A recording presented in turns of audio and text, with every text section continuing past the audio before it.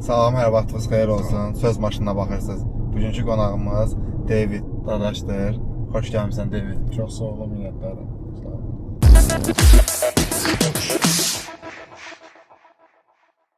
David özünü qısa şəkildə bizə təqdim edə. Yəni, David Dadaş, mən mayın 18-i 90-cı ildə dünyaya gəlmişəm Bakı şəhərində. Sabah Təbii ad ki, günü. sabah alt gündür. Gel sabah salardı. Bugün ayın 17-si. Sonra plandan indi bu dəqiqə. Təbriklər. Çox sağ olun. Yəni adım ama əslində Dadaşov olub dünyaya gəldiyimdə. Mən ama 2021-ci ildə Amerikada rəsmi olaraq David Dadaş olaraq çevirmişəm. Yəni bu da işimlə əlaqədar olaraq mənə çox faydası olur. Amerikanlar yəni Davidə qədər Dadaş adını necə tələffüz edirdi yəni? Yəni çətinlik çəkirdilər, çünki biz bir çox şirkətlərlə konfranslarımız olur, gedəndə, təqdim eləyəndə. Yəni hər dəfə ən azı 2-3 sual ard-arda gəlirdi. Adla bağlı. Adla bağlı. Ya vaxt qısa başqa bir şey tələffüz edirlər və yaxud da Amerikandan yəni bildiyimiz can you spell it? Yəni hərf. Bu da yəni biraz belə Amerikan demişkən unprofessional çıxır hər dəfə onu. Hə. Amma David onu çox rahatdır. Artıq yəni sinəmiz üzərində də yazılır adımız konfranslarda, amma orada David olaraq görür və çox yəni easy başlayır communication, yəni başlayır danışır, ondan sonra daha rahat. Darıxmırsan mən o günlər üçün. Hansı günlər? Adını belə bir 10 saniyə heç olmasa ekstra olaraq izaha ehtiyac olan vaxtlar üçün darıxmırsan. Yox, darıxmıram əslində, açığı deyim, və həyatım daha biraz, yəni iş baxımından təbii ki, daha rahatlaşır. Amma təbii ki, valideynlərim yenə mənə Dadaş çağırır. Yaxın dostlarım bəzən David, bəzən Dadaş. Bu artıq mənə o qədər yəni şeyləmir, fərq etməz yəni. Siz Dadaş da deyə bilərsiniz mənə, David də deyə bilərsiniz. Biz indi sənin burada Amerikada gördüyün işləri bilirik. Amma bunu bilməyənlər var. Onlar üçün Amerikada gördüyün işlər, iş sahən nədir? Biz dediyim, yəni mən və həyat yoldaşım, biz sığorta agentliyimiz var, özümüzə aid, Prospect Insurance. Biz bunun belə bir növrəsini 2018-ci il aprel ayında, aprelin 27-si atmışıq. Və o gündən bu günədir biz Boston'da, Massachusetts ştatında çalışırıq, sığorta agentliyi olaraq. Sığortanın agentliyinin içində biz maşın sığortasıdır, ev sığortasıdır, tenant dediyimiz, yəni kirayədə qalan insanların sığortasıdır, biznes sığortasıdır, həyat sığortasıdır. Bunların hamısını xidmətini göstəririk. Maraqlı işdir. Maraqlı iş deyəndə ki, maraqlıdır. Amma mən belə düşünürəm, hansı işi görürsən gör, işi yaxşı bildiyin halda maraqlı gəlir sənə. Çünki sənə gələn hər bir sualın səndə cavabı olur müştəri tərəfdən. Amma istər həkim ol, istər və yaxud da hər hansı başqa bir professiya sahibi ol, o qədər də bilməyəndə öz işini, həmişə sənə o çətin, maraqsız gəlir, çünki çətinlik çəkirsən yəni işin içində. Amma çətinlik çəkmədən sürəcə mən belə bir problem görmürəm və bəli, maraqlı gəlir mənə iş. 2018-də dedin, başladınız. Həmin o dövrdə, yəni önündə hər hansı bir başqa alternativ var idi ki, mən ola bilər insurans, yəni ola bilsin sığorta ilə, ola bilsin falan işlə, ola bilsin bu sahədə ol. Yəni və seçim var idisə hansılar idi? Yox idisə niyə məhz sığorta, yəni biznesi ilə məşğul olmağa qərar verdin? Açığı seçim çox idi, çünki mən 2018-də artıq 2 il idi Amerikadaydım, 2-dən biraz daha çox. Yəni daha fresh idim, yəni təzə idim burada. Və mənim indiki həyat yoldaşım, o vaxtda biz evliydik artıq 2018-də, o sığorta sahəsində çalışırdı. Və biz belə bir qərara gəldik ki, amma o sadəcə bir yəni employee, yəni bir işçidir bir şirkətdə. Hə, bir agent də deyil, sadəcə adi işçidir. Və biz gördük ki, bu sahə sığorta sahəsində, məsələn, rus dilli agencilər var, İngilis dilli var, ingilisində təbii ki, ingilis dili daha çoxdur. Portugiz, yəni dediyimiz İspan dillilər var və yaxud da Portugal dillilər var. Amma Türk-Azərbaycan dilli belə bir sığorta təqdim edən agency yoxdur. Və bu ilk bir ideya olaraq bizə gəldi, fikir olaraq. İkinci məsələ isə təbii ki, bunun qurulması çox çətindir. günü bu gün də hər hansı bir insan lisens alsa belə onun agency qurmağı yəni çox çətin bir şeydir. Çünki böyük şirkətlər güvənmirlər agentlərə. Yəni biraz bizim də şansımız deyimi gətirdi və yaxud nəsə həyat belə alındı ki, biz o zaman lisens alandan sonra sığortamızı qurduq və territorial manager deyirlər. Yəni bir belə deyək, East Coast-da New England 6-7 ştatda sığorta kompaniyasında bir territorial manager olur. Yəni bu dediyimiz bütün sığorta agentlərə yəni üzərində olan bir insandır. Və həmin kompaniyanın hər hansı bir kompaniyada işləyən bir insan olur. Və o zaman üçün də indinin bu günündə də Liberty Mutual Amerikada top 3-də olan bir şirkətdir. O şirkətin territorial meneceri ilə biz təsadüf nəticəsində bir məclisdə görüşdük. Və biz öz fikrimizi mənim və yoldaşım açdıq, danışdıq, öz strategiyalarımızı falan və o bizlə işləməyə razı oldu. Biz oradan başladıq. İndi mən sizin sığortaya qəbul olmaq istəyirəm də. İlk hansı məlumatlar lazımdır? Bir də aylıq qiymətlər, yəni onlar nəyə baxıb hesablanır? Siz maşın sığortasından yəni bəhs edirsinizsə, maşın sığortası üçün təbii ki driver license number dediyimiz, yəni sürücülük vəsiqəmizin nömrəsidir. S ilə başlayan bir nömrədir. Və biz oradan artıq RMV dediyimiz Motor Vehicle Registration web sitəsindən biz bütün məlumatı alırıq. Nə varsa orada təbii ki də. Əgər sizin adresiniz fərqlidirsə, sizin o background-da göstərən adresdən yaşadığınız adres təqdim edirsiniz. Çünki adres Amerikada bütün ştatlara aiddir bu, bütün şəhərlərə aiddir. Hər şəhərin zip koduna görə qiymət dəyişir. Daha təhlükəli sığorta üçün daha təhlükəli şəhərlər var, hansı ki ilin sonunda statistik olaraq o şəhərlərdə daha çox qəzalar olur, daha çox maşın oğurluğu olur və o şəhərlərdə həmişə sığorta baha olur. Daha belə deyim, ailələrin qaldığı şəhər, daha az qəza olan şəhərlərdə sığorta ucuz olur. Şəhərə görə qiymət dəyişdiyinə görə biz mütləq şəkildə adresi almalıyıq. Siz adres proof olaraq, yəni harda yaşayırsınız. Və sizin ehliyət, yəni driver license nömrəsindən, yəni sürücülük vəsiqəsi nömrəsindən sizin biz görürük ki, bu günə qədər olan qəzalarınız, hər hansısa bir polisin sizə durdurub verdiyi cərimələr, hər bir şey sizin yəni background history'inizdə var. Bu da sığortaya təsir edən bir faktordur, bəli. Çox sağ olun. Üçüncü faktor isə sığorta qiymətinə təsir edən üçüncü faktorumuz sığorta tarixçənizdir. Neçə il sizin sığortanız var, aktiv şəkildə davam edir. Siz təzəsinizsə sizə təzəyə görə qiymət çıxır həmişə, yaxud da sizin məsələn 5 belə deyim, statistika belə gedir. 1 il plus, 2 il və 5 il plus. 5 il plusa təbii ki daha ucuzdur. Siz biz transferin daha ucuz qiymət alırsınız bizdən. Çünki siz artıq 5 ildən çoxdur bu ştata sığorta ödəyirsiniz dayanmadan və qəza oldu olmadı fərq etməz. O faktor sizə həmişə endirim olaraq gəlir. Və bizə lazım olan dördüncü informasiya isə maşınların VIN kodu deyirlər. Vehicle Identification Number. O isə maşının bütün, yəni hər bir detalını bizə verir.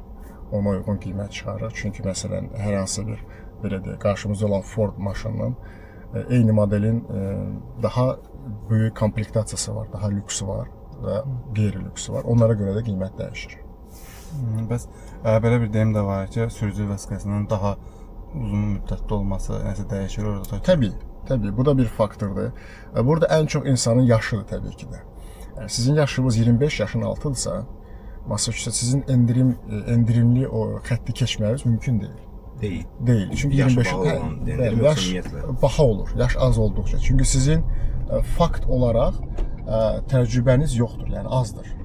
Sizin hər hansı bir 30 yaşlı insana görə sizin təcrübəniz az sayılır. Sahə olaraq belə deyim, indi siz 2018-ci ildə bu qərara gəldiniz və bu biznesi başladınız.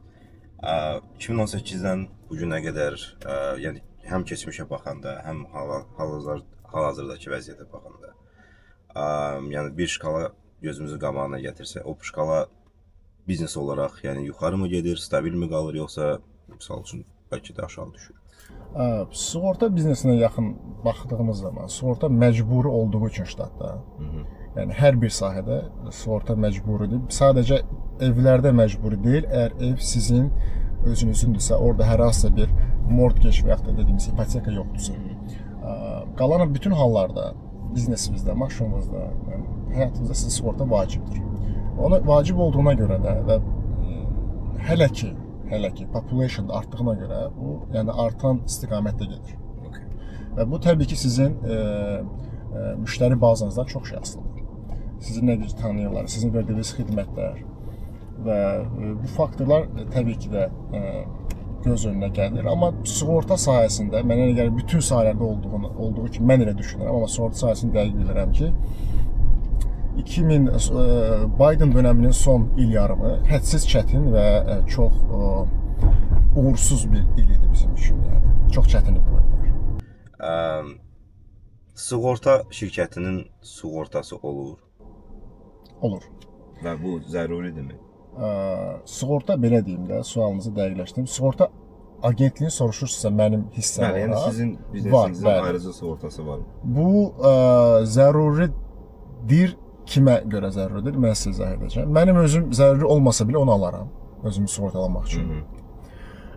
Amma bizimlə çalışan böyük şirkətlər də onu məndən istəyir ki, yəni onlar da mənim özümü sığortalamağımı istəyirlər əslində. Çünki nəyə görə? Çünki bilmirsiniz hər hansı bir müştəri ilə, hər hansı bir hadisə ilə üzə gələ bilərsiniz və təbii ki də hər bir insanın, hər bir vətəndaşın haqqıdır ki, hər bir digər vətəndaşı, şirkəti, hər hansı bir subyekti, obyekti və yaxud da məhkəməyə verə bilər. Əgər hər hansı bir ona qarşı haqsızlıq olubsa, düzgün iş aparılmayıbsa, yəni bu haqqıdır onun. Təbii ki, bizi də verə bilərlər məhkəməyə, hər hansı bir şey böyük bir qanun pozuntusu eləmişiksə. Təbii ki, indiyə kimi bu belə bir şey olmuyor. Amma bu, yəni heç kim bundan sığortalamır təbii ki. Biz buna görə Errors and Mission deyən bir sığorta var. Yəni bu adından bilindiyi kimi error and mission, yəni işdə olan hər hansı bir səhvləri qarşılamaq üçün, yəni qorumaq üçündür. Və onların da bir məbləği var. Siz ala bilərsiniz. Yəni $1 milyon başlayır qoruması, ta 300 milyona qədər gedir. Sizin şirkətinizin böyüklüyünə baxır. Ona uyğun onu alırsınız və siz o sizi qoruyur məhkəmədə. Zərər çəkmişlərə qarşı.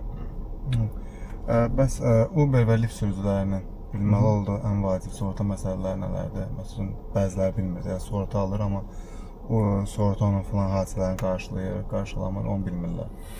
Ümumiyyətlə sığorta hadisəsini mən biraz geniş götürəcəm indi və Uber Lyft'i də ora əlavə edəcəm sizin dediyiniz sözlərdə. Bir çox zamanda insanlar həmişə ucuz qiymətə qaçırlar sığortada. Bu anlaşılandır. Yəni ucuz qiymət normaldır, yəni ucuz qiymət üçün getmək, amma adekvat, yəni onu cover edə bilən adekvat coverage-ləri seçməlidir. Yəni bu bir nömrəli bir fakt. Mən hər kəsə bunu məsləhət görürəm ki, məsələn, hər hansı bir qiymət, məsələn deyirəm buna, mən sizə bir qiymət çıxarmışam, aylıq $184, düzdürmü? Və sizə coverage-ları sayıram və deyirəm ki, mənim sizə məsləhət gördüyüm coverage budur. Bu eləcə $205. Amma o siz ona $20 ekstra ödəmənin, hansı ki sizin 3 dəfə kofenizin puludur, siz həyatınızı demək olar ki 5 dəfə daha yaxşı sığorta alırsınız. Yəni hər hansı bir hadisələrdə. Ona görə mən həmişə state minimum coverage dediyimiz, yəni ştatın qoyduğu ən minimal coverage'ləri deyil də normal, daha yüksək coverage'lər seçməli. Məsələn, bizim ştatın coverage'ləri deyir ki, bodily injury dediyimiz bədən xəsarəti $25.000 kişi başı qəza zamanı, $50.000 hadisə başı. Yəni o deməkdir ki, bir hadisədə 5 kişi xəsarət alıbsa, bu 50.000-i keçməyəcək. Yəni hər kişiyə 10.000 ödənəcək orada. Amma bir kişi xəsarət alıbsa, bu da 25.000-i keçməyəcək. Bir kişiyə minimum 25.000 ödənməlidir onun xəsarətlərinə uyğun olaraq. Məsələn, mən bunu ən minimal 50.000, 100.000-də tövsiyə edirəm və elə də eləyirəm. Bizim müştərilərin 90%-də 50.000, 100.000. $50.000 kişi başı, $100.000 hadisə başı. Amma təbii ki, yaxşısı var, $100.000, $300.000, 250-500 də var, o çoxdur. Ona qədər ehtiyac yoxdur, amma bəzi insanlar onu seçir, hansı ki, həyat tərzi çox yuxarıdadır. Məsələn, onların adi maaşı $500.000 üstüdür və özünü çox sığortalamaq istəyir. İstəmir ki, hər hansı bir insan onun öz asset dediyimiz, evinə, puluna, maşına toxuna bilsin.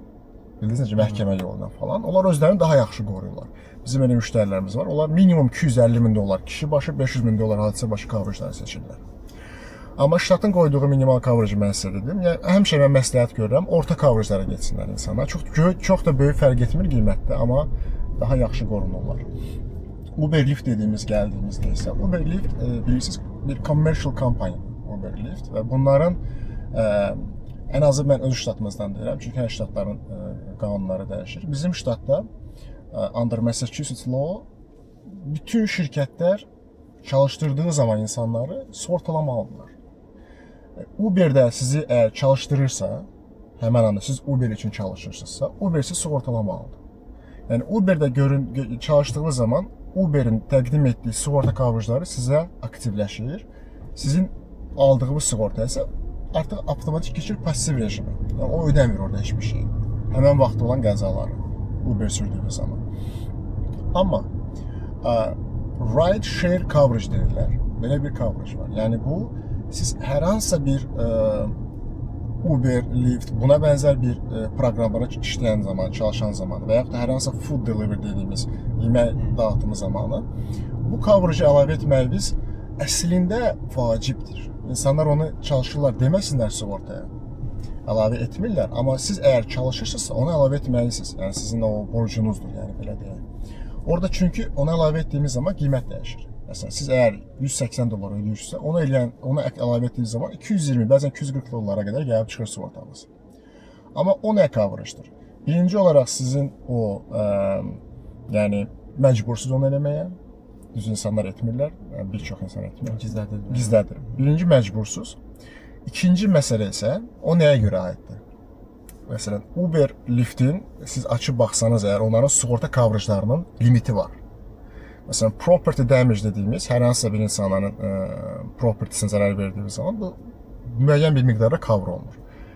Bilmirəm Uber-də nə qədər coverage. Məsələn, 50.000 dollar bizdə state minimum limitdir. Ştatda ən az 50.000 dollar olmalıdır. Ən az 50.000 var orada yəni. Çünki ondan aşağı düşə bilməzlər bu ştatda çalışdıqları üçün. Deyək ki 50.000 dollardır. Sizin Uber zamanı böyük bir qəzanız olub və bu property damage gəlib çıxıb 80.000 dollarlar. Və bodily injury dediyimizdə, məsələn, hər hansısa bir limitdə Uber qarşılayır, məsələn, 50.000 qarşılayıb, amma sizin bodily injury'niz gəlib çıxıb 80.000 dollara həmçinin. Və bundan sonra artıq sizə deyirlər ki, həmin o bodily injury 30.000-dən xəsarət elədiyiniz başqa bir maşının həmin o 30.000 dollar ekstrasını gedin cibinizdən ödəyin. Çünki bizim coverage buraya qədərdir. Amma sizin ride share coverage olduğunuz zaman sığortanızda, siz nə vurursunuz öz sığortanıza və həmin 30.000 dollarları sizin sığorta ödəyir. Çünki onda ride share coverage var. Bu sizi qoruyur bir məna olaraq. Başlaşdınız necə?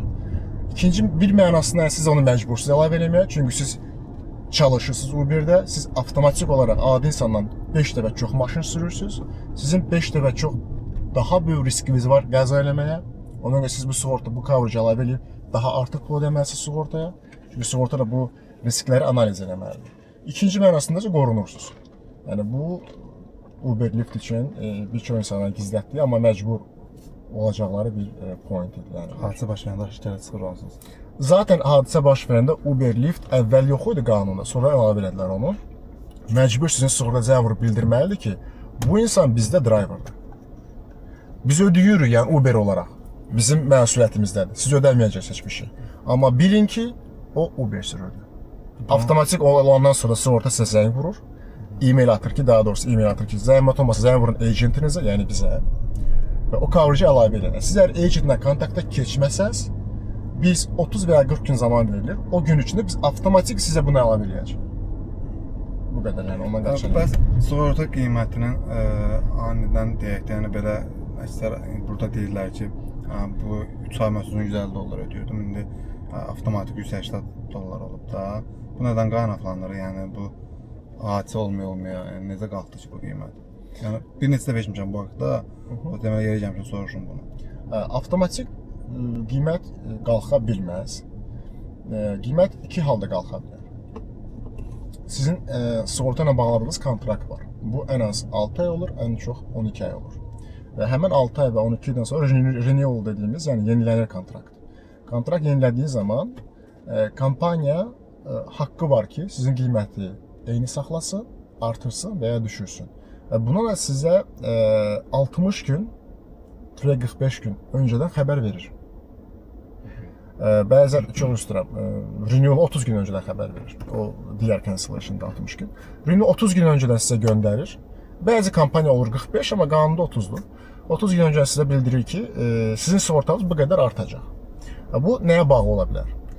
Birinci məsələ, əgər sizin maşın ildə 18.000 mailin üzərinə sürülübsə, bu demək siz maşını çox sürürsünüz. Maşının elə bir qəza düşmə şansı çoxdur.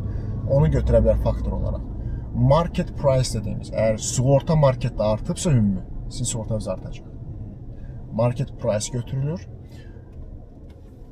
Yəni iki fakt, əgər heç bir digərlər yoxdur dediyimiz kimi, qəzası olmayıb, polis durdurmayıb, heç bir şey yoxsa, bu iki fakt götürülə bilər. Renewal dediyimiz zaman. Amma sığorta kontrakt bağlanılıb 12 ay, 4 ay sonra qiymət artdı. Düzdürmü? Bu səbəbdən, bu hansı səbəbdən ola bilər kontraktın ortasında? Məsələn, siz sığorta almamışdan öncə hər hansısa bir qəzavız olub, yaxud da hər hansısa bir stop violation olub, hansı ki prosesdə olub, hələ tam bilinməyib sizin adınızda var, yoxsa yoxdur. Və 3 ay sonra proses bitib və deyiblər ki, bəli, siz günahkarsınız və sizə biz 2 point veririk, 2 bal veririk buna görə. Və həmin 2 bal motor vehicle dediyimiz registration motor vehicle sisteminə, yəni RMV-yə yerləşdiyi zaman sığorta avtomatik onu götürür və sizə deyir ki, əzizim, mən sizə bu qiyməti verəndə sizin reytiniz başqa idi, siz başqa driver idiniz. Sizin də artıq başqa driver, sizin balınız var. Və mən də qanunla, yəni daxili qanunumla mən sizin qiymətinizi artırıram. Bu fakt ola bilər, yəni kontraktın ortasında. Və yaxud da sizə bir də endirim verilib, renters insurance dediyimiz, yəni siz rentdə qalırsınız, kirada qalırsınız, onun bir sığortası var. O sığorta ilə maşın sığortasının bundle, yəni birlikdə elədiyimiz, amma siz endirim alırsınız, ekstra 15%, 10% baxır kompaniyalara. Və həmən əgər renters policy sığortanı siz onlara göndərməmişsiniz və yaxud da agent göndərmirsə, yaxud hər hansı bir sistemdə yəni tanınmayıbsa, o qiymət arta bilir. Siz sadəcə agentlə əlaqə saxlayırsınız. Məsələn, mən agentəm, bizim agentlə əlaqə saxlayırsınız ki, belə bir şey olar, biz baxırıq. Əgər o tip sənədlərdirsə, hər hansı bir imza unutulmuşsunuzsa, biz onu geri gətirə bilirik. O sənədləri göndəririk və sizə deyirik ki, bu linki zəhmət olmasa imzalayın, unutmuşsunuz siz bunu. İmzalayırsınız və geri gəlir. Yəni bu minor dediyimiz belə bu səbəblərdən geri gətirmə olur qiymət. Amma o artıq point varsa, o mümkün deyil artıq. O qiymət artacaq. Bir hadisə bir nəfər mənə bir hadisə danışdı. Hardasa 2 həftə bundan öncə baş vermiş. Deməli, həyat yoldaşı maşın sürərkən yaşlıdırlar. Həyat yoldaşı maşın sürərkən deməli ürəyi belə şey olub, narahat olub, idarə etməyi itirib, ayağı qazda elə bir şey saxlayıb və maşınlara toqquşub da belə böyük bir qəza keçirib. Hamı sağdır, hamı salamatdır. Artıq bu yəni zənglər başladı, yəni nə bilim sığortalardan falan. Və qarşı tərəf hansısa deyək ki, birinci maşın, ikinci maşın, vurulan maşının sığortası həmən bu sürücü ilə danışanda deyib ki, bəs deyir sizin maşınınızda müştəri var idi. Yəni bu da Uber eləyən. Sürücü də deyib ki, yoxdur və deyir məndə yəni registratoru var. İçərini də çəkən, çölü də çəkən də. Və o videoları göstərib, deyib ki, bunu deyib və vəssalam, bu mövzu bağlanıb. Mən bildiyim qədəri ilə Uber olarsa, yəni Uber aktiv şəkildə gedərsə və o halda qəza baş verərsə, bu məlumat mütləq ki, hardasa qeyd olunur ki, məhz o zamanda maşında sərnişin var idi. Yəni bunu bilə-bilə sığorta, yəni bunu niyə bu cür niyə belə eləsin də, yəni okey, məqsədi aydındır. Amma axı sistemdə göstərir ki, Uberdə hal-hazırda orada sərnişin var idi. Yox, yəni o nə bir taktiki bir gediş idi. Niyə eləmək istəyirdi o sığorta? Ona qarşı tərəfin sığortası bildirmişsə sualı, yoxsa öz sığortası? Qarşı tərəf. Qarşı tərəfin sığortasıdırsa, o onu bilməyə bilər. O sadəcə amma sual formasını verməmişdi onu. Təsdiq forması vermişdi ki, hətta deyir səhv eləmirəmsə polislə qalxdı, dedi ki, polis də güya təsdiq elədi ki, orada sərnişin var. Yəni bu necə ola bilər? Yəni o belə deyim də, Uber-ə request göndərmək qarşı tərəfin sığortasının borcu deyil, onu göndərə bilməz də. Onun requesti yalnız göndərə bilər öz sığortası ki, təyid etsin həmən zaman Uber sürür yoxsa yox. Uber-də borcudur ki, onu bildirmək ki, həmən vaxt Uber sürüb yoxsa yox. Qarşı tərəf isə, yəni qarşı tərəfə deyilən məlumatdır o. Kim deyibsə onu, məsələn, həmin sığortanın müştərisi, hansı ki zərər çəkmiş qismindədir orada. O da nədən deyə bilər ki, Uber sürürdü? Böyük ehtimal ki, Uber sticker olub maşında. Böyük ehtimal. Deyib ki, bu insan Uber sürürdü. Çünki Uber stickeri görüb. O da ona görə təsdiq formasında deyir, çünki onun rekord elədiyi bir voice var orada. Bildiniz necə? Ona əsaslanır, yəni arxasında dayandığı bir, yəni özünü qoruduğu fakt var. Və təbii ki də sizin o dostunuzun da belə deyim də özünü müdafiə etmə haqqı var. O da eləyib onu və göndərib video registrator ki, mən eləmirdim. Uzağa video registrator olmasaydı belə deyəcəkdi ki, buyurun Uber request göndərin. Elə bir haqqları var, yəni request göndərin və siz cavabı alacaqsınız ki, mən Uber sürmürdüm. Amma belə deyim sizə, həmən vaxtı Uber sürür deyə polis bildirilmir raportda və yaxud da ümumiyyətlə Uber sürürdü. Bunlar fərqli bir şeylərdir. Polis inanmıram, müştəri olmadan və müştəridən informasiya almadan onu yazmaz. Heç bir zaman ki, həmən vaxtı Uber sürür. Mən də razıyam, yəni biraz qaranlıq məsələ, amma kodu sanki yəni nə etmək istəyib sığorta onu anladım da, amma yəni fakt olan yerlərdə yəni niyə elə edəsən yəni? Yəni fakt o sığorta dediyimiz həmən o claim adjuster deyirlər ona. O bizdən tamam başqa bir departmentdir. Amma ən az çox işlərini bilirik onlarını. O sadəcə hər bir sığortanın claim adjusterı öz müştərisinin arxasında dayanmağı üçün müştərisi nə deyirsə ondan arxası gedir sona qədər. Ta ki qabağına başqa bir fakt çıxmayana qədər. Çünki o da istəmir öz müştərisi zərər çəksin, kampaniya olaraq ekstra pul ödəsin. Təbii ki, sizin kampaniyadan almaq istəyir onu. O da onun işidir zaten. Və əlində də çəkilmişkən tükən tapusu var. Çünki müştərisi rekord line-da belədir. David, mənim ilk öncə bundan əvvəl olan sığorta kampaniyamda anlaşmamazlıq olmuşdu. İlk 2 ayın ödənişi çıxmamışdı balansımdan. Mən onun auto-payment olduğunu düşünürdüm. Amma heç auto-payment olmuyor və mən balansı izləməmişəm ki, o pul məndən çıxmayıb da. Və 2 aydan sonra mənə bildiriş gəldi. Sığorta dedi, biz səndən bitiririk sığorta müqaviləsini falan. Adım düşdü bir növ qara siyahı. Ondan sonra biraz mən sığorta almağım çətin oldu. Çünki digər sığortalar məndən bütöv ayı 12 ay məsələn bir dəfə istəyirdilər ödənişini. Və yəni biraz çətinlik oldu. Bu adımın qara siyahıda olmağı nə vaxt bitəcək? Yəni elə bir müddət var, yoxsa bu həmişə olacaq belə? Belə deyim də sənə, sənin sığortan auto-paymentdə ola bilər və o demədiyi ki, auto-paymentdə deyildi. Sadəcə sən balansı yoxlamamısan, bu şans ola bilər ki, həmən auto-payment çəkmək istədiyi zaman balansda pul olmur. Məsələn, bir gün sonra olub, amma artıq yetərli deyil. Və o da təbii ki, yəni 2 dəfə try eləyir. Yox, heç vaxt auto-payment söhbəti olmuyor. Məsələndir. Elə halda. Auto-payment olmayıbsa, artıq 2 ayda sığorta ödənmirsə, demək, yəni bu nəzarət etmək lazımdır. Və sığorta şirkətləri də artıq sənin RMI sisteminə düşür ki, sən non-payment cancellation, yəni ödəmədiyin üçün cancel olub sığortan və bir məna olaraq sən elə bir güvənilməyən bir müştəri olursan. Ki, yəni sən sabah da yenə sığorta ala bilərsən bizdən, yenə ödəməyirsən, yenə borc yığılacaq, o yenə cancel olacaq, yəni iptal olacaq, ləğv olunacaq sığortan. Və ona görə sığorta şirkətləri çox vaxt bura ya bahalı qiymət verir, ya deyirlər ki, bütün ili birdən ödəyin. Ki, biz əmin olaq ki, sizdə pul var, siz ödədiniz, ay-bay deyil. Və bu 36 ay qalır əslində. 36 aydan sonra artıq o itir gedir sizə.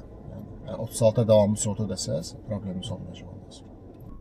Hər hansı bir ağlına gələn işlə bağlı bir maraqlı hadisəmi, yoxsa kazuslu bir vəziyyət olubmu? Sığortadan bağlı. Hə, yəni bu biznes ətrafında baş vermiş hadisələr, yəni belə çox maraqlı və yaxud çox belə qəribə. Maraqlı hadisə, yəni eşitmişəm çox. Amma deyim ki, mən öz praktikamda mənim müştərilərlə yaşadığım hər hansı belə bir qeyri-adi hadisə olmayıb. Yəni əgər sən ştat qanunları ilə hər şey normal edirsənsə, çalışırsansa, yəni belə problem olmur.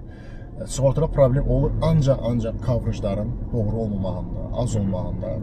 Amma yəni mən olan bir hadisə New York ştatında olmuşdu. New York City dediyimiz New York şəhərində.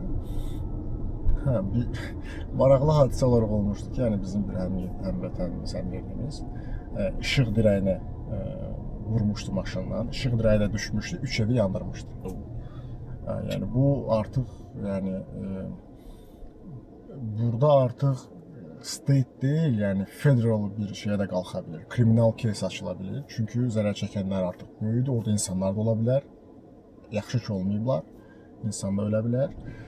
Və bu təbii ki də gətirib böyük bir nəticəyə çıxara bilər. Həbsə qədər yolu var. İkinci bir nüans, siz dediniz, mən indi ağlıma gəldi və bunu mən hamıdan da xahiş edirəm, bunu diqqətlə nəzarət eləsinlər. Bir çox insanlar sığortalarına, bir çox driverlar, yəni sürücü dediyimiz əlavə edirlər və maşınları verirlər ki, onlar sürsünlər. Və yaxud da əlavə eləmədən verirlər sürsünlər. Bu çox təhlükəli bir şeydir, faktordur. Təhlükəli bir məsələdir. Nəyə görə? Çünki sizin sığorta tarixçəniz bu sizə bağlıdır və siz maşının sahibisiniz. Bu təbii ki sizə yansıyır bir sığorta tarixçəsi olaraq. Məsələn, həmin o sürücü getdi, qəza elədi. Ballar ona verildi. Bu okey, bu normaldır. Amma məsuliyyət daşıyan kişi sizsiniz. Yəni sizin maşında məsələn sığortanız ləğv olub və registrasiya ləğv olub və siz bir X insan, bir driver həmin maşını sürür. Və yaxud da maşını siz satmısınız bu insana və registrationu ləğv eləmisiniz. Amma maşının nömrələri qalıb üstündə. Sizin maşının nömrələri qalıb. Və o insan onu sürür. Və polis onu saxlayanda kriminal ona vermir. Sizə verir, maşın sahibi olaraq. Çünki maşın tam onun adına keçməyib hələ. Siz ona öz köhnə nömrələrlə, plate-lərlə maşını verə bilməzsiniz. Siz plate-ləri özünüz saxlamalısınız, title-ı imzalamalısınız o insanın adına və bill of sale dediyimiz satış müqaviləsi kimi bir şey hazırlayıb. Fərq etməz, adi A4 kağızında qələmlə belə yaza bilərsiniz. Siz imza atdınız, o imza atdı, siz özünüzü qorudunuz artıq. Sizə heç bir şey gəlmir. Amma əlavə olunan sürücülər və yaxud da maşını verim, dostum sürsün, bu çox təhlükəlidir. Mənim praktikamda belə bir hadisə olub. Bizlə paralel çalışan bir sığorta agentliyində oldu daha doğrusu. Bir şirkət, bunlar maşın satışı dealer dediyimiz car dealer. Amma bunlar kiçik maşın deyil, yəni yük maşınları, bildiyimiz böyük, yəni tırlar, böyük maşınları satırlar. Və bir müştəri gəlib, Çinli və maşını alıb, deyir ki, mən bugün maşın sürməliyəm, bunu registr edin mənə. Hər hansı sığorta ilə, registrationla, hardasa problem olub, o gün registr edə bilmirlər. Bu adam deyir ki, mən getməliyəm bugün, New York'a getməliyəm, mənə maşın lazımdır. Və həmən o biznesmen, yəni iş yerinin sahibi, dealershipin sahibi, öz dealer plate dediyimiz həmən plate'i maşının üzərinə taxıb ki, get, gələrsiniz. Problem deyil də, gəlin, ondan sonra registr edərik. Və həmən insan qaydan başı çox böyük bir hadisə törətmişdi, 4 nəfər ölmüşdü kiçik maşında. Və həmən o dealer sahibi bütün sığortalarının coverajları ödəndi. Dealershipi satdı, evini satdı və hələ 6 ayda həbs yatdı. Amma heç bir hadisəyə toxunacağı yox idi. Sadəcə dealer plate ilə bu insana maşın vermişdi. Yəni o insan Çinli heç nə olmadı. Bütün məsuliyyəti bu daşıdı. Çünki məsuliyyət bundaydı, bu verib onu. Verməməlidir qanunla onu. Yəni belə bir hadisələr olur, gərək çox diqqətli olaq belə bir ssenarilərdə. David, bəs mən həyat sığortası almaq istəyirəm. Həyat sığortası ilə biraz qiymətlər, aylıq nələr qarşılanır, nələr var onun içində?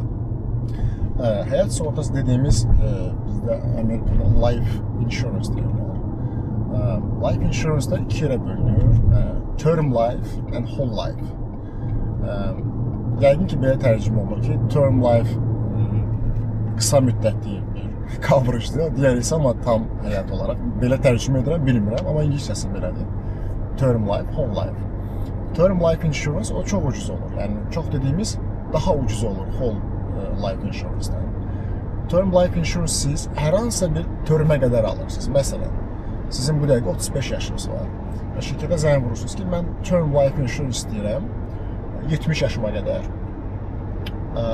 və mənim ölüm hadisəsi olduğum zaman qeyd edirsiniz, yoldaşım və yaxud da uşaqlarım məsələn $1 milyon pul alsın şirkətdən.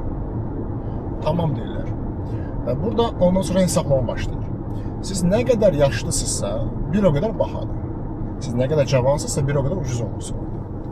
Və burada böyük faktorlardan biri, içki içirsinizmi, siqaret çəkirsinizmi, sizin çəkiniz və sizin sağlamlığınız.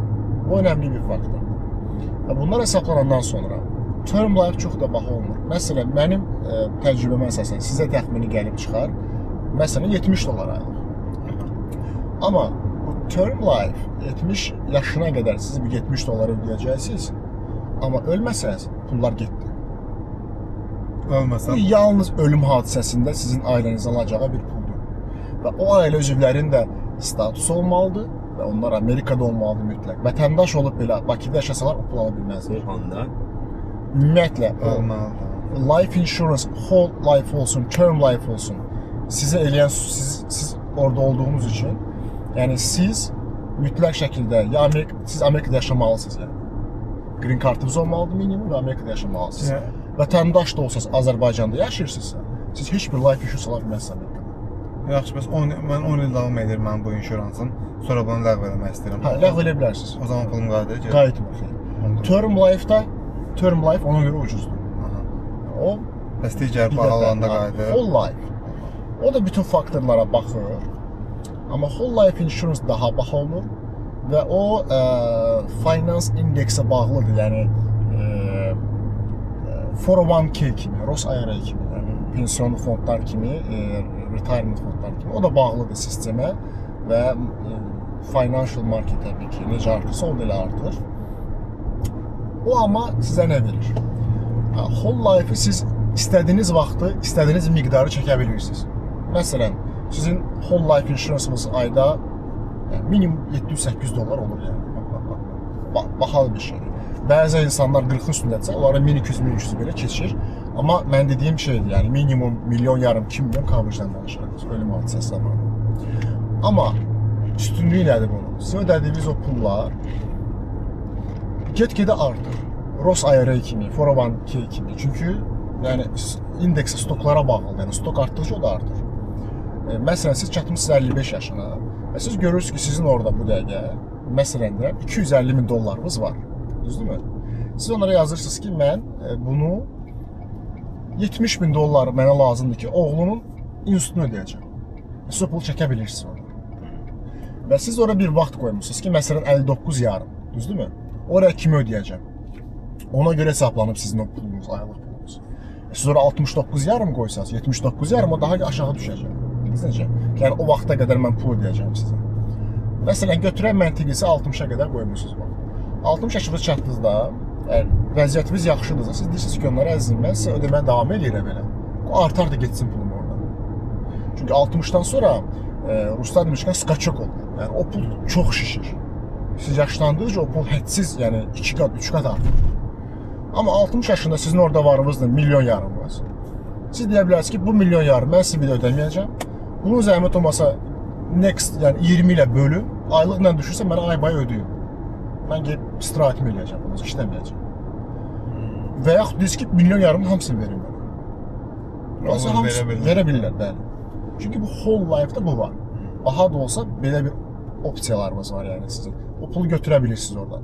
Və yaxud da bir çox Amerikanın etdiyi kimi, onlarda life insurance da olur, 401k dediyimiz pensiyonlu fond da olur. Məsələn, gəlib çatır 60 yaşına görür ki, məsələn deyirəm, $1,5 burada var, $1,5 orada var. Deyir ki, mən onu sağlamam. İdmanla məşğul olaram, həkimə gedir, gəlir. Yəni, mənim problemim yoxdur. Hələ işləyə də bilirəm. Və davam edir 70-ə qədər, 65-ə qədər. Həmən o 3 milyon, 65-də avtomatik 7-8 milyon olur. Həmən o 5 ildə. Hədsiz çox artır. Bu 65-də artıq o, yəni, yığdığı pul da var falan, yəni, belə götürək də, yəni normal yaşayıbsa, normal ödəyibsə hər şey, 10 milyondan çıxır o 65 yaşında öz retirementına. Mən indi başa düşdüm, burada Seymur, o çöldə bir də görürsən, Lamborghini sürən yaşlı dayı, xala, Ferrari, böyle baxırsan ki, o yaşda sürür də, həmin söhbətdir. Bunlar bəlkə də illərdə yığılıb pulu. Yığılı, həmən yaşda o pulu götürür və artıq onun evlatları da öz həyatını qurur, bunlar qurduğu kimi. Eyni taktikana getdikləri üçün. Çünki burada bir sistem var. Hamı sistemin içində olduğuna görə. Ona görə heç düşünmür ki, mən evladıma gedim nəsə alım. Hətta bizim torpaq. Mən necə deyir, yoldaşımla bir yerdə bunu eləmişəm, o da yardaşına onu eləyir. Yəni sadəcə ona da o sistemi öyrədib, savadını verib, institutunu qutarıb, sadəcə instituta kömək edib, yəni ola bilsin və çox vaxt onu da kömək eləmirlər. Yəni yarı valideyn, yarı dövlət köməyi, yarı valideyn. Çünki dövlətə ödəyir həmin o övlad. Və bəli, siz demiş ki, 65 yaşı var, kassada pulu var, həmin o 10 milyonu məsələn deyirəm, adı çıxarıb belə hər hansı savings banka belə versə 4% ilə illik onun pulu var. O hesablaya bilmirəm. Məsələn, belə deyim də, deyir ki, mən artıq stok istəmirəm, risk istəmirəm. Mən sabit bir şey istəyirəm. Həmin o 10 milyonu götürüb 4%-dən bir banka qoysa, yəni 400 min dollar ildə pul alır. O da ona bəsdir yaşlı insana. Ona görə gedir Lamborghini də alırsa özünə, nə bilim, başqa şey də alır. Bilmir hara xərcləsin. Adi gedirsiniz Meksikaya, onların belə bir kuponları var, paketləri var. Yəni istirahət edir zaman deyir ki, siz bizə deyir 10 min dollar ödəyin və ildə də məsələn ekstra 2 min dollardan siz Meksikada, İspaniyada falan onların məşhur Ruy oteli var da, dünyanın bir çox yerində var, New Yorkda da var. Orada istirahət edə bilərsiniz, pulsuz. Bir dənə samolyot biletini alır, çünki siz artıq ödəmisiniz. Əslində o biraz aldadıcı variantdır. Yəni necə aldadıcıdır? Əslində sərf eləyir, amma baxır kimi, hansı ki il boyu gedir istirahətə. Həmin o 65 yaşındakı insana sərf eləyir. Pulu da var, götürür 10 mini verir. Onsa oturub evdə neyniyim? 2-3 ələmdə uçaram bura istirahət edirəm. Ona görə yəni həyatını düzgün qurur, çalışır və sonda təbii ki də onun bəhrəsini görür. Bu əlbəttə ki hamıya aid deyil. Çox az faiz bunu yaşayır Amerikada, amma yaşayanlar var təbii ki. David, bu qədər işdən danışdı, sığortadan falan. Gündəlik rutin nədir? Burada sağlam qalmaq üçün aktivite. Həmişə Seymur verdi buna, bir gün qabaq. Bir gün qabaq. Mən öz rutinimi deyə bilərəm sizə. Mən artıq çox zaman yox, 2 il yaxındır. Mən hər gün 5-də dururam və 6-da artıq mən zalda oluram, cimdə. Və 8-8:30-a qədər. Cimə gedə bilmirəm, 3 illik gedə bilmirəm. 5-də durursan ona görə. Mən 8-8:30 belə, yəni bu civarda 8-də bitirirəm, yəni personal staff, 8:30-da çıxıram və 9-da maksimum işimdəyəm. Və bu mənə həm şans verir ki, axşam 5-dən sonra mənim free vaxtım var. Ailə ilə, oğlumla bazı zaman keçirmək üçün və sağlam qalmağa da kömək edir. İkinci məsələ də bu, birincisi budursa, ikinci məsələ qidadır təbii ki də. Mən qidaya çox fikir verirəm. Mən artıq un məmulatlardır, şirinlər, şəkərdir, bunları da il yarımdan çox yemirəm. Yəni aldığım protein, karbohidrat, onların da miqdarına baxıram ki, çox abartmayayım. Çünki 2 il bundan qabaq ki, mən özüm hardasa 24 kilo ekstram vardı şu an bugünkü günümə görə.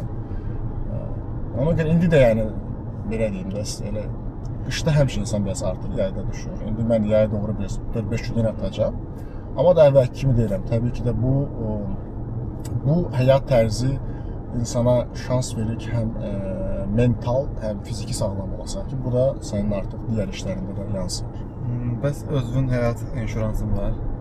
Özümün həyat inşuransım yoxdur, səhət sığortam yoxdur və bunu əslində almağı düşünürəm və buna kvotum da eləmişəm özümə, amma belə deyək də, mən whole life daha məntiqli gəlir, dediyim o, nəinki term life mənim özümə də, pul itkisinə görə. Sağlam yaşırsansa, term life ehtiyac yoxdur, mən elə düşünürəm. Amma mən whole life-ı da, belə deyim sizə, Roth IRA ilə və əvəz etmişəm. Və bir çox insana da məsləhət görürəm, əgər siz stokdan anlayışınız yoxdursa, bunun təbii ki, xüsusi bir platformlar üzərindən eləyə bilərsiniz, hansı ki 1%, 0.7%, 1.2% sizdən pul tutmağına, bunu sizin üçün eləyən bir çox Fidelity var, məsələn, Merrill Lynch var Bank of Amerika'da. Sadəcə Merrill Lynch bilirəm ki, requirement üçün Merrill Lynch'dən eləmişəm. Merrill Lynch'in requirementı minimum green card olmalıdır. Bunları başqa insanlar eləmirlər. Amma digər təbii ki də insanlar stok marketdə çox təhlükəli də olur, yəni bilməyən insana çox pul itirirlər. Amma bu tip böyük şirkətlərə də güvənsəz, onlar sizə yardımcı olurlar. Yəni whole life-ı belə əvəz eləmək olar, onu demək istəyirəm. Seymurdan mən ən son sualımı verim. Sığorta şirkətimizdə hər hansı bir vakansiya var? İşçi qəbul edən. Agentliyimizə bu dəqiqə vakansiya yoxdur əslində. Amma gələcək üçün var. Düşünürəm onu. Çünki bu dəqiqə yeni kontraktlarımız imzalanıb bir həftə bundan öncə. 3-4 yeni kompaniya ilə. Şükür olsun, məncə daha success-a doğru gedirik. Və bu bir nöqtədən sonra təbii ki də bizə lazım olacaq mütləq şəkildə və mən öz yəqin ki həm yerlərimizə üstünlük daha çox verərəm, amma bir şərtlə ki, onlar təbii ki də rus və ingilis dillərini bilmələri yaxşıdır. Rus dili yəni 50% olsunlar, amma ingilis dili mütləq şəkildədir. Və bizim müştəri bazamızda daha çox Türk Azərbaycanlı da var. Türk dili yəqin ki, hamı bilir. Çünki Azərbaycan çox yaxındır. Yəni mən olan kimi mən çox güman ki, hər hansı bir bizim Azərbaycanlı platforma üzərindən bildirəcəm bunu. Gecə saat 2-də zəngilər gəlir. İndi azalıb. Nəyə görə azalıb? Və mən telefonu birincisi do not disturb, yəni çox şey qoyuram. Ona görə azalıb, yoxsa belə gəlir. Amma necə oldu? Mən artıq gecə 2-də yazan hər kəsə səhər 9-da durub yazırdım ki, mən sizə yardımcı ola bilərəm, amma unutmayın ki, mən 9-5 arası işləyirəm və bu zaman bölümündə problem yoxdur. Hər hansı bir şey yaza bilərsiniz. Yəni çox məşğul olduğum zaman 1-2 saat gec dönə bilərəm, amma geri dönəcəm. Və artıq bunu etdiyim zaman 100-ə 70, yəni 70% daha azalıb.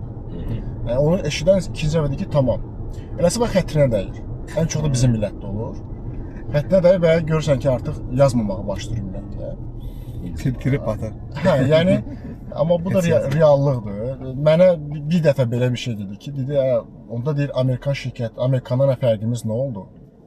Yəni bilmədim nə cavab verim. Dedim, təbii ki, biz Amerikada yaşayırıqsa, Amerika sistemində işləməliyik və kompaniyamız Amerika kompaniyasıdır. Yəni bu bir paşa sığorta deyil.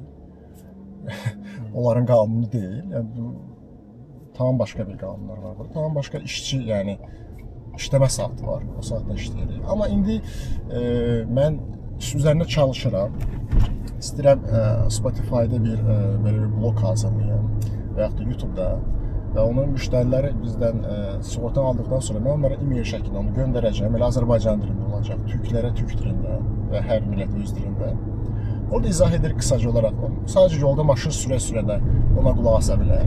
5 dəqiqə, 3 dəqiqəlik belə bir qısa bir rolikdə, necə deyimsə, bir broadcastda deyirik ki, yəni siz sığortamız budur, coverage-lar bunlardır. Qəza zamanı siz bu yolu izləyə bilərsiniz. Bizim məsləhət gördüyümüz yollar bunlardır. Və onu dinləyən insan da inanmıram gecə 2-də zəng vursun hər hansı bir şeyə görə və özü biləcək ki, artıq 6 bazar biz işləmədiyimiz zaman nə edə bilər? Qəza durumunda və yaxud da başqa bir durumlarda. Gecə saat 2-də hər halda zəng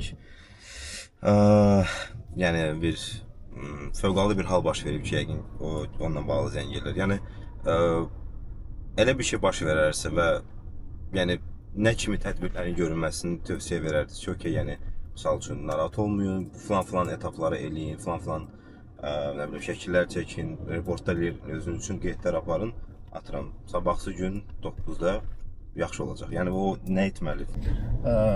Təbii ki, əgər hər hansı bir fövqəladə hal baş verirsə, bu anlaşılandır. Mənə gecə 2-də yığmağı. Cavab verə bilməsəm də, eşitməsəm də bu normaldır. Amma bəzi insanlar sadəcə gecə 2-də yazır ki, mən səhər maşını alacağım, bunu nə edeyim? O anlaşılmır biraz əslində. Amma düz deyirsiniz, mən zaten broadcastda da onu bildirəcəm. Yəni, zaten polisi çağırsanız da sizə eyni şey deyəcək ki, car registration rəsmini çəkirsiniz. O adamın driver license dediyimiz, yəni sürücü vəsiqəsi şəklini çəkirsiniz və maşınların şəklini çəkirsiniz ki, necə olub yazar. Zaten polis orada sizin maşını çox pis vəziyyətdədirsə, maşın tov eləyib zaten bildirir tov yerinə.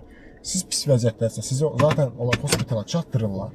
Sizin həmən anda hər hansı bir extra action eləməyə, sığorta eləməyə ehtiyac qalmır. Bu düşünülüb əvvəldən.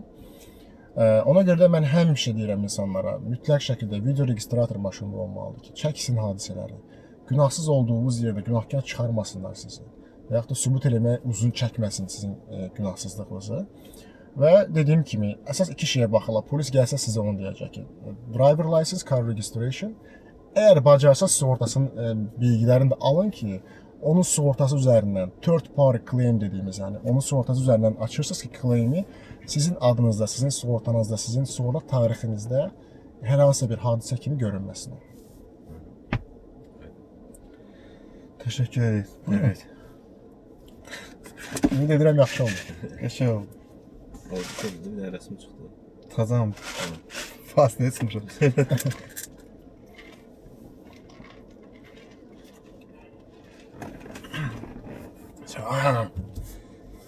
Arkadaşlar gelsin onu anlatacak. Gəlir çatdırırız. Tamam. 1, 2, 1, 2, 3. Çox sağ ol David, gəldin. Suallarımızı cavabladın. Bundan da əlavə ki, hər hansısa bir sualınız olarsa, videonun altında yorumlarda bildirin. Mütləq ki, David onları cavablandıracaq. Sonra da Mütləq. məsələlərlə bağlı. Təbii ki, siz sağ olun dəvətiniz üçün. Mən də şad oldum. Əgər hər hansısa bir kimisə sual olsa, təbii ki də mən yəni çox məmnuniyyətlə cavablandıraram. Çox sağ ol. Çox sağ ol. Söz maşına baxırdınız, növbəti verilişdə hələlik. Sağ olun. Sağ olun. Tamam.